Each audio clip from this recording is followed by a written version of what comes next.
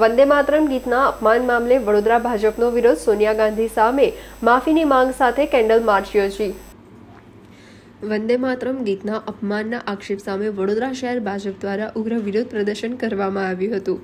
વડોદરા શહેર ભાજપ પ્રમુખ જયપ્રકાશ સોનીની આગેવાની હેઠળ મોટી સંખ્યામાં ભાજપના કાર્યકર્તાઓએ એકત્રિત થઈને કેન્ડલ માર્ચ યોજી હતી। ભાજપે માંગ કરી હતી કે રાષ્ટ્રીય ગીત વંદે માતરમનું પુનઃ સન્માન જાળવવું જોઈએ। આ સમગ્ર મુદ્દે સોનિયા ગાંધી દ્વારા દેશવાસીઓની સમક્ષ માફી માંગવામાં આવે તેવી માંગણી સાથે ભાજપના કાર્યકર્તાઓએ વિરોધ નોંધાવી રાષ્ટ્રગીત પ્રત્યે પોતાનું સમર્થન વ્યક્ત કર્યું હતું।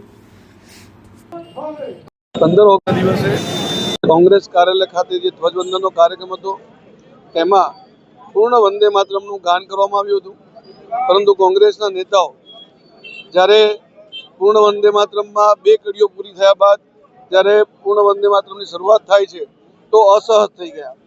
અસહજ થવાથી અટક્યા નહીં।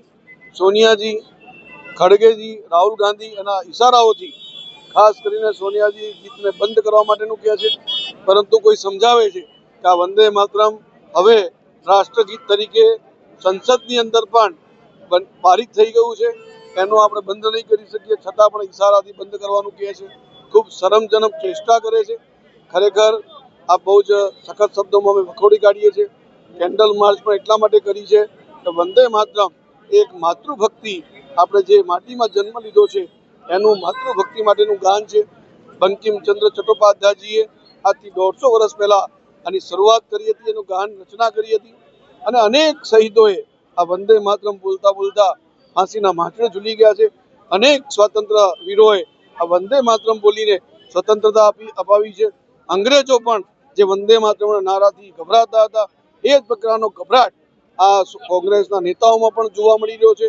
મને લાગે છે કે ભારતના નાગરિકો કોઈ આ વસ્તુને સહન નહીં કરી લે, કારણ કે આપણે માતૃભક્તિની જે વાત કરીએ છીએ એ વંદે માતરમ ગાન છે। આપણે વંદે માતરમને સ્વીકાર્યું છે અને આપણે સૌ આને સન્માન આપીએ એ જ સૌને આપના વતી અપીલ કરું છું।